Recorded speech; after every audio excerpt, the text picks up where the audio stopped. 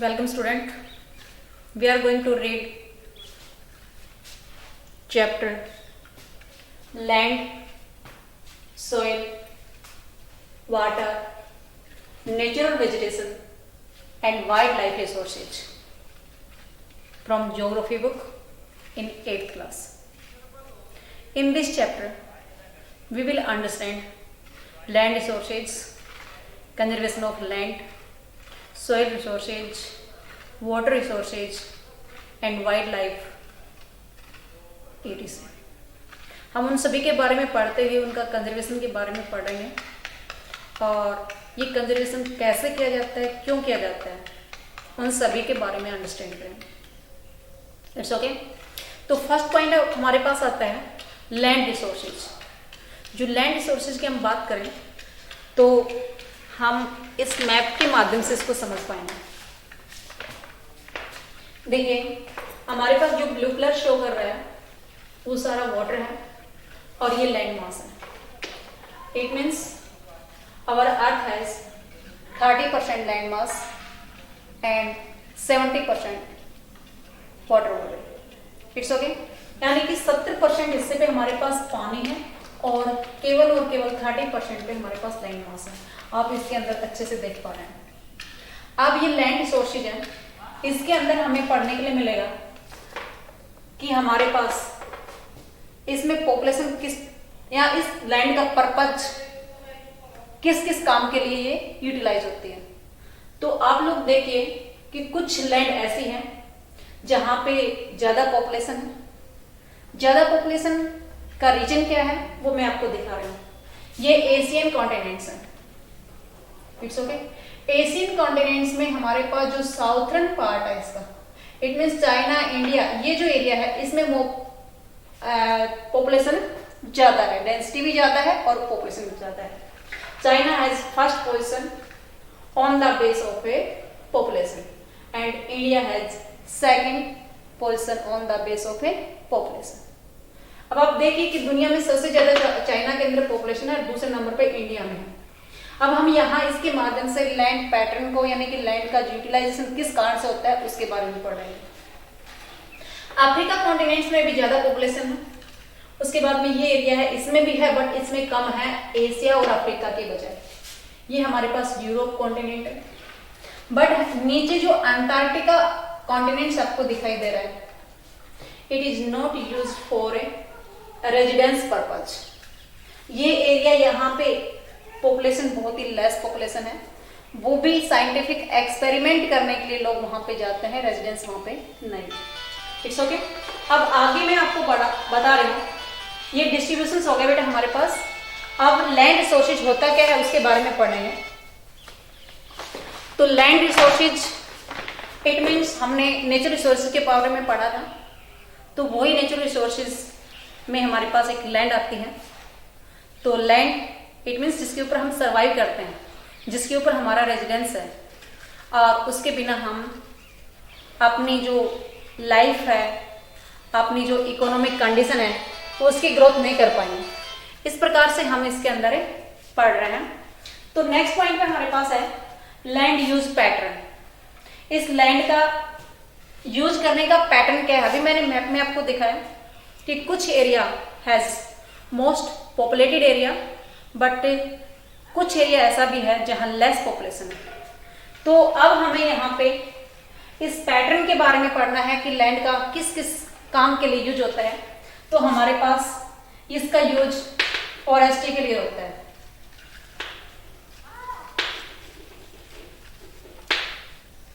Second buildings के लिए होता है,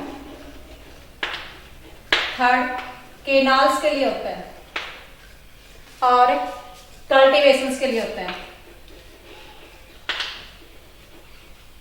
इस प्रकार से ये जो लैंड हमारे पास है ये डिफरेंट यूजेस, डिफरेंट इसमें पैटर्न। It's okay. अब हमारे पास हम इसमें आगे ये पढ़ेंगे कि ये जो अलग अलग कहीं पे फॉरेस्ट्री होती है, इट मीन्स प्लांटेशन होती है, कहीं पर बिल्डिंग तैयार की जाती है, कहीं पे केनाल बनाई जाती है, कहीं पे कल्टीवेशन किया जाता है। इसका ऐसे यूज कैसे डिफरेंट टाइप से यूज कैसे होता है, तो उसका टाइप्स यूज करने का जो टाइप्स है उसके लिए ये फैक्टर रिस्पॉन्सिबल है। It means physical factor. Physical factor it means हमारी जो अर्थ है, हमारी जो लैंड मास है, उसकी एक जैसी कंडीशन नहीं है। ऐसा नहीं है कि सभी जगह प्लेन एरिया हो या सभी जगह माउंटेन एरिया हो, ऐसा नहीं है। तो इसके लिए फिजिकल फैक्टर के लिए कौन कौन से फैक्टर हैं, देखिए फिजिकल फैक्टर में कौन कौन से आते हैं। First topography, second soil, third climate, next water, उससे आगे हमारे पास आता है डिस्ट्रीब्यूशन ऑफ रॉक्स, और लास्ट हमारे पास आता है minerals. It's okay. Topography it means जिस एरिया के अंदर उस लैंड की जैसी स्ट्रक्चर होगी, जैसी वो उसकी स्थल की आकृति होगी, वो उबड़ खाबड़ एरिया है तो उसके लिए अलग पर्पज के लिए काम होगा। वो प्लेन एरिया है तो उसके अंदर उस लैंड का यूज पैटर्न डिफरेंट होगा। इस प्रकार से जैसे उसकी स्ट्रक्चर होगी लैंड की, या जो भी हमारे पास जितना एरिया है उस एरिया का लैंडमास का जैसे स्ट्रक्चर होगी वैसा ही हम उसको यूज करेंगे। इट मीन्स प्लेन एरिया होगा, कल्टीवेशन करेंगे। इट मीन्स माउंटेन एरिया होगा तो वहां पे हमारे पास जो टूरिज्म स्पॉट है वो बनेंगे, या कोई दूसरे हमारे प्लांट्स जो मेडिसिन के लिए यूज होते हैं, इस प्रकार के प्लांट्स, या वाइल्ड लाइफ सेंचुरी वहां पे बनाएंगे, आदि आदि उसका दूसरे काम के लिए यूज होगा। It's okay. तो जैसे उसकी स्ट्रक्चर होगी लैंडमास की, उस लैंड का वैसे ही उसका यूज होगा। नेक्स्ट पॉइंट हमारे पास आती है सॉइल। अब soil is main factor for the pattern of a land using. Main factor कैसे है, हमारे पास ब्लैक सॉइल है तो वहां पे कॉटन तैयार होगा। हमारे पास लाइवल सॉइल है, वहां पे व्हाइट तैयार होगा। और हमारे पास लेटराइट सॉइल है तो उसमें कल्टीवेशन नहीं होगा। इसलिए सॉइल एक रिस्पॉन्सिबल फैक्टर है कि उस लैंड का यूज किस ढंग से होता है, क्योंकि लेटराइट सॉइल में न्यूट्रिएंट्स नहीं होते हैं और लेस न्यूट्रिएंट्स होने के कारण उसके अंदर कल्टीवेशन नहीं होता है। It's okay. जिस एरिया में जैसे सॉइल होगी उस एरिया में वैसा ही उस लैंड का यूज करने का पैटर्न भी अलग होगा। नेक्स्ट पॉइंट पे हमारे पास क्लाइमेट आएगी। क्लाइमेट हम देख लेते हैं। अगर किसी एरिया के अंदर फॉर एग्जाम्पल पे हम कॉटन टेक्सटाइल क्लाइमेट के लिए यूज जो होती है, यानी कि कॉटन टेक्सटाइल जहां पे लगती है उसके लिए क्लाइमेट एक मेन फैक्टर होता है। जिस एरिया के अंदर मॉडरेट क्लाइमेट होगी उस एरिया के अंदर हमारे पास कॉटन टेक्सटाइल मिल लगेगी।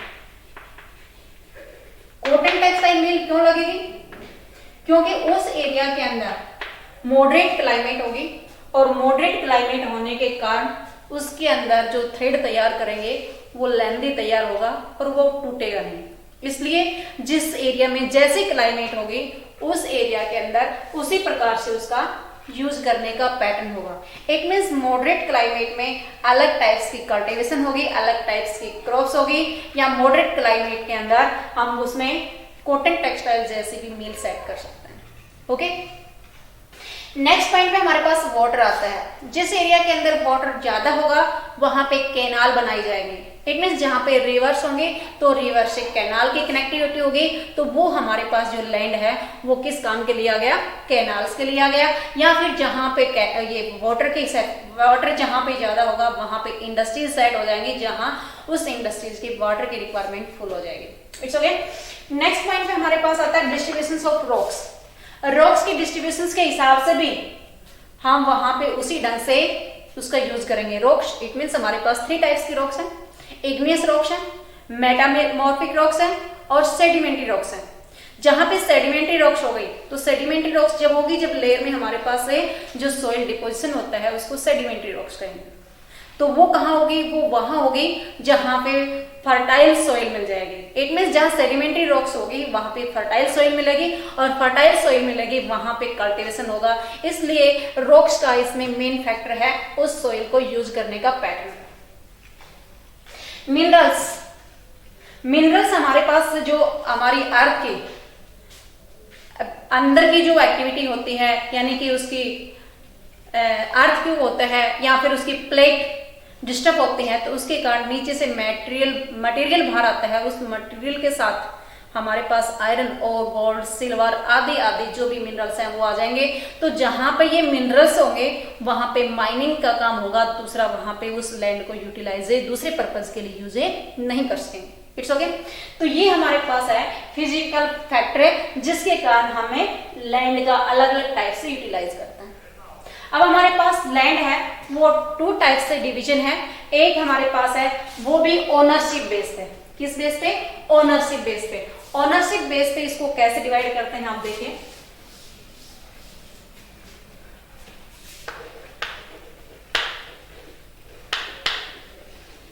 ओनरशिप पे 2 टाइप से है, एक तो प्राइवेट लैंड और एक कम्युनिटी लैंड, यानी कि पब्लिक लैंड कह सकते हैं। तो प्राइवेट लैंड वो होती है और दूसरी हमारे पास पब्लिक लैंड जिसको हम कम्युनिटी लैंड भी बोल सकते हैं। तो प्राइवेट लैंड जिसके अंदर ओनरशिप आपका है, आपका जो होम है, आपका प्लाट है, आपका जो खेत है, फील्ड है जिसमें कल्टीवेशन करते हैं, वो आपके प्राइवेट ओनरशिप में है। तो लैंड को हमारे पास 2 टाइप्स के ओनरशिप के आधार पर लैंड को डिवाइड किया गया है, प्राइवेट लैंड और पब्लिक लैंड। पब्लिक लैंड जिसके अंदर हमारी कम्युनिटी का सभी का ओनरशिप होते हैं, जैसे हमारे गांव की जो लैंड है, सामलात लैंड, सामलात जो भूमि है जो बनी है वो हम सभी की साझा, उसके अंदर हमारी ओनरशिप होती है। पब्लिक की है इट मींस वो हमारी सभी की है, तो वो प्राइवेट ओनर पब्लिक ओनरशिप हो जाएगी। It's okay. नेक्स्ट पॉइंट पे हमारे पास आता है बेटा कंजर्वेशन ऑफ लैंड रिसोर्सेज। अब यहाँ पे देखिए conservation of land resources, conservation कैसे करेंगे वो तो हमारे पास दे रखा है, बट क्यों करें उसके बारे में हमें ये समझ आता है कि land resources is a limit resources for the surviving of a human beings. अगर लैंड रिसोर्सेज हमारे लिए बची नहीं रहेगी, उसको अगर हम डेवलप नहीं करेंगे, उसको कंजर्व नहीं करेंगे, उसका प्रोटेक्शन नहीं करेंगे, तो आने वाले टाइम में ये लैंड हमारी डिक्रीज हो जाएगी। ये लैंड हमारे लिए सूटेबल नहीं रहेगी, यूज करने के योग्य नहीं रहेगी, इसलिए हमें इसका कंजर्व करना जरूरी है। क्योंकि लैंड रिसोर्सेज हमारे पास रिन्यूएबल रिसोर्सेज नहीं है, ये नॉन रिन्यूएबल रिसोर्सेज है, ये दोबारा से तैयार होकर के नहीं आते। It's okay. फर्स्ट हमारे पास आता है कंजर्विंग बाय फॉरेस्ट। कैसे करें इसका कंजर्व? उस एरिया के अंदर फॉरेस्ट लगा करके। अगर हमारे पास फॉरेस्ट एरिया होगा तो उसमें हम वो सोइल इरोजन नहीं होगा, चाहे वो विंड से हो, चाहे वो हमारे वाटर से हो, रेनफॉल से हो, किसी से भी हो, उसमें कंजर्व नहीं होगा, यानी कि उसमें हम कंजर्व करेंगे, सोइल इरोजन नहीं होगा। तो वो हमारे पास सोइल इरोजन नहीं होगा तो लैंड रिसोर्सेज बची रह सकती है। नेक्स्ट पॉइंट पे हमारे पास आता है bye adopting scientific technology techniques. Scientific technique से हम कैसे उसको अडॉप्ट करके कैसे कंजर्व कर सकते हैं। देखिए हमारे पास मिनरल्स आते हैं, जहां पे मिनरल्स होंगे वहां पे हमने माइन करना पड़ेगा, और माइन करने के लिए जो सरफेस लैंड है उसको साफ करना पड़ेगा, यानी कि हटाना पड़ेगा। और जो सरफेस लैंड हमारी जो हट जाती है तो उसमें न्यूट्रिएंट्स होते हैं, कल्टीवेशन के लिए यूजेबल होता है, और वो जब चली जाती है, हट जाती है, तो नीचे की लैंड है वो हमारी कल्टीवेबल नहीं होती। इसलिए हमने वो जो माइन से हमने उसकी सरफेस लैंड को हटा दिया। हम ऐसा ना करके अगर जहाँ पे माइन हमारी है, जहाँ से गोल्ड निकालना है, सिल्वर या फिर आयरन और निकालना है, उस एरिया के अंदर अगर हम इस प्रकार के हमारे पास नई टेक्निक्स होंगी जिससे हम एक जगह से निकाल सकते हैं और दूसरा जो सराउंडिंग का एरिया है वो हमारा सेफ रह सकता है, इस प्रकार के मेथड से हम लैंड का कंजर्वेशन कर सकते हैं। It's okay. नेक्स्ट पॉइंट में हमारे पास आता है land using by chemical fertilisers. देखिए बेटा लास्ट चैप्टर में मैंने आपको बताया था कि हमारे पास केमिकल फर्टिलाइजर्स होते हैं जिसको आप डीएपी, यूरिया आदि जो खाद के रूप में यूज करते हैं, या पेस्टिसाइड होते हैं जिसके अंदर आप अपने इंसेक्ट को डेड करने के लिए, मारने के लिए यूज करते हैं। तो वो हमारे लिए उस लैंड का डिग्रेडेशन के लिए काफी रिस्पॉन्सिबल है, क्योंकि उससे हमारी लैंड डिग्रेडेड होती है और वो थोड़े समय के बाद में डेजर्ट एरिया में चेंज हो जाती है। तो हमें सीमित मात्रा में या लेस यूजेज उसका होना चाहिए chemical fertilisers and pesticide. Okay. Next point में हमारे पास आता है बेटा चेकिंग डेजर्टिफिकेशन। चेकिंग डेजर्टिफिकेशन यानी कि ये एरिया अभी मैं इंडिया के मैप में दिखाऊंगी आपको, उसमें डेजर्ट एरिया है, हम उसके साथ साथ दूसरा वो डेजर्ट कैसे बन गया, या उसकी शाख का एरिया दूसरा ऐसा है जो डेजर्ट है, बनता जा रहा है, हम उस लैंड को कल्टिवेबल लैंड में आप यूटिलाइज, कल्टिवेबल लैंड थी पहले यूटिलाइज कर रहे थे, बट अब अनकल्टिवेबल लैंड है, तो उसके बाद में हमारे पास वो डिजर्टिफिकेशन से यानी कि ज्यादा बढ़ता जा रहा है, उसको चेकिंग करते रहे और उस सॉइल का, उस लैंड का बार बार हम ये देखते रहें कि इसमें कौन सी न्यूट्रिएंट्स की डेफिशिएंसी है, ताकि हम उसको रिकवर कर सकें, यानी कि उसकी हमें एक तरह से उसकी चेकिंग करते रहें, उस लैंड के बारे में जानकारी लेते रहें। It's okay. Afforestations and land reclamation. Afforestation तो आप सब जानते हैं कि प्लांटेशन करना ही अफोर्डेशन होता है, बट लैंड रिक्लेमेशन क्या होता है, उस लैंड का सुधार करना। उस एरिया के अंदर अगर दलदल भूमि है, दलदल लैंड है, तो हम उसका रिक्लेमेशन करेंगे। इट मीन्स कैसे भी करके उस दलदली भूमि को हम स्पाट करके, प्लेन करके उसको कल्टीवेशन करेंगे, तो वो लैंड हमारे पास कंजर हो सकती है, जो थोड़े समय के बाद में उसके अंदर इसी प्रकार से अगर पानी भरा रहता तो उस समय के बाद में वो हमारे लिए यूजलेस हो जाती, क्योंकि उसके अंदर एसिड ज्यादा हो जाता है। It's okay. नेक्स्ट हमारे पास है चेकिंग ओवरग्रेजिंग। ओवरग्रेजिंग का एरिया होता है बेटा, और ग्रेजिंग का एरिया होता है अगर हम ज्यादा वहां अपने जो कैटल्स हैं उसको ग्रेजिंग करने के लिए लेके जाएंगे, तो कैटल्स के पांव से वो लैंड, ऊपर की जो सरफेस एरिया की लैंड है वो हट जाती है, और थोड़ी सी एयर के साथ में वो सोइल इरोजन का कारण बन जाती है। इसलिए अगर हम उसमें ये ग्रेजिंग करेंगे तो लिमिट में करेंगे, ताकि नया उसके अंदर प्लांट्स आता रहे, वो नया प्लांट्स डैमेज ना हो, और उसके बाद में वो सोइल इरोजन ना हो, और वो कंजर्वेशन है, उसका लैंड का कंजर्वेशन हो जाएगा। नेक्स्ट पॉइंट में हमारे पास आता है बेटा प्रोवाइडिंग बेटर इरिगेशन फैसिलिटी। देखिए मैंने आपको पहले लास्ट चैप्टर में शायद बताया भी था, तो हमारे पास इरिगेशन सिस्टम, क्योंकि पंजाब, यूपी और हरियाणा मैक्सिमम पॉपुलेशन से depend on the irrigation system for the cultivation. ज्यादा वो लोग किस पे डिपेंड है, इरिगेशन सिस्टम पे। तो इरिगेशन सिस्टम अगर हम ज्यादा यूटिलाइज करते हैं, यानी कि ज्यादा हम पानी को सप्लाई करते हैं और नई टेक्निक्स को इम्प्लीमेंट नहीं करते हैं, तो एक साथ जो वाटर इसमें लैंड में पहुंचता है वो सारा ऊपर के जो सोइल है, यानी कि उसके अंदर जो फर्टिलिटी है वो नीचे चली जाएगी, और जो सरफेस लैंड है जहाँ पे हमारा प्लांट के लिए ग्रो करने के लिए न्यूट्रिएंट्स चाहिए, वो उसमें कमी आ जाती है। अगर हमने ड्रिप सिस्टम से इरिगेशन कर लिया तो वो हमारा न्यूट्रिएंट्स से नीचे जाने से बच सकता है। तो नई टेक्निक्स या नई बेटर हमारे पास फैसिलिटी होनी चाहिए इरिगेशन सिस्टम की, तो हमारे पास लैंड कंजर्व हो सकती है। It's okay. अब हमारे पास ये सारे आ गए। लास्ट पॉइंट पे हमारे पास आता है बेटा physical features of land resources in India. I will explain with the help of map. Yes, please understand it. देखिए बेटा, ये हमारे पास इंडिया का मैप है। मैंने इसके अंदर कुछ साइन दे रखे हैं। ये जो से साइन आपके पास दिखाई दे रहा है, ये माउंटेन एरिया है। पी से जो साइन दिखाई दे रहा है, ये प्लेन एरिया है। आज से जो साइन आपको दिखाई दे रहे हैं, ये साउथ का डेक्कन प्लेटू का एरिया, यानी कि प्लेटू एरिया बोल सकते हैं। अब साइड में यहाँ पे मैंने फिर पी दिखा दिया, इसके जो कोस्टल एरिया है उसके अंदर, तो इट मीन्स यहाँ पे फिर प्लेन एरिया है। और ये हमारे पास थार डेजर्ट है, ये राजस्थान का है। अगर हमने इसको लैंड को कंजर्व नहीं किया तो राजस्थान का जो ऊपर का नॉर्थन पार्ट है वो भी कुछ टाइम के बाद में ये पार्ट है, ये भी किसमें चेंज हो जाएगा, थार डेजर्ट में चेंज हो जाएगा। बट अभी फिलहाल ये है नहीं, थार डेजर्ट में शामिल नहीं है। It's okay. ये फिजिकल फीचर है हमारे पास, यानी कि इंडिया हैज 43%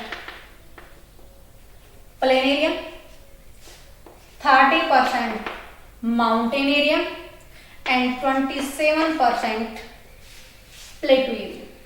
यहाँ पे 43% तो ये एरिया हमारे पास आता है, ये प्लेन एरिया का आता है, ये कोस्टल प्लेन के साथ है और ये नॉर्थर्न प्लेन है।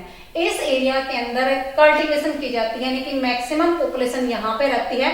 ये जो वेस्ट बंगाल है ये इंडिया का मोस्ट पॉपुलेटेड एरिया है, डेंसिटी यहाँ पे सबसे ज्यादा है। वैसे तो हमारे पास यूपी में सबसे ज्यादा पॉपुलेशन है, बट एक डेंसिटी ज्यादा है, यानी कि पॉपुलेशन डेंसिटी हमारे पास वेस्ट बंगाल में है, कम एरिया और ज्यादा पॉपुलेशन। ओके। अब ये जो एरिया है ये प्लेन एरिया है, यहाँ पे इसको सड़क के लिए, रोड के लिए, यहाँ पे रेल ट्रैक के लिए या कल्टीवेशन के लिए इसको यूटिलाइज किया जाता है। नेक्स्ट ऊपर हमारे पास ये नॉर्थर्न पार्ट है, इसके अंदर माउंटेन एरिया है, जो हमारे इंडिया में 30% एरिया पे माउंटेन है। इसको यूटिलाइज किया जा सकता है फॉरेस्ट्री के लिए, वाइल्ड लाइफ कंजर्वेशन के लिए, रिवर्स के लिए, इकोनॉमिक डेवलपमेंट, इकोलॉजी डेवलपमेंट के लिए, या फिर टूरिज्म स्पोर्ट के लिए। इन सभी स्पोर्ट, यहाँ पे टूरिज्म स्पोर्ट सबसे ज्यादा है। देखिए आप लोग देख रहे होंगे कि जो हमारे पास जम्मू कश्मीर का एरिया है, उत्तराखंड का एरिया है, यहाँ पे लोग जाते हैं, वो वैष्णो माता या दूसरे जो धाम है वो मैक्सिमम इधर ही है। तो यहाँ पे इसका एक तरह से इसको डेवलप करने के लिए प्लान है, जो इस एरिया के अंदर माउंटेन का एरिया हमारे पास कल्टिवेबल नहीं है, ना ही इसमें कंस्ट्रक्शन का काम किया जा सकता है, ना इसमें रेल लाइन या फिर रोड बनाए जा सकते हैं। तो इससे हमारे पास इनकम लेने के लिए, ग्रोथ करने के लिए इस एरिया को टूरिज्म स्पॉट बना दिया। It's okay. तो किस काम के लिए यूज होता है, इट इज ए क्लियर। ये हमारे पास ट्रायंगुलर के शेप का डेक्कन प्लेटू है, जो ऐसे मैंने आपको साइन कर रखा है। तो ये Deccan प्लेटू has a triangular shape. It has a minerals, maximum minerals found in this area। यहाँ पे मिलते हैं बेटा, यहाँ पे आयरन और निकलता है। ये जो एरिया है यहाँ आयरन और है। वेस्ट बंगाल का ये जो डायरेक्शन है यहाँ पे कोल है। उसके बाद में ये जो एरिया है यहाँ पे भी, यहाँ कॉपर की माइन है, आदि सारी मैक्सिमम जो हमारे पास मिनरल्स हैं वो इसी एरिया में है। तो ये हमारे इंडिया की फिजिकल फैक्टर है और इंडिया का लैंड पैटर्न है, जो डिफरेंट पर्पस के लिए इसको यूटिलाइज किया जाता है। It's okay.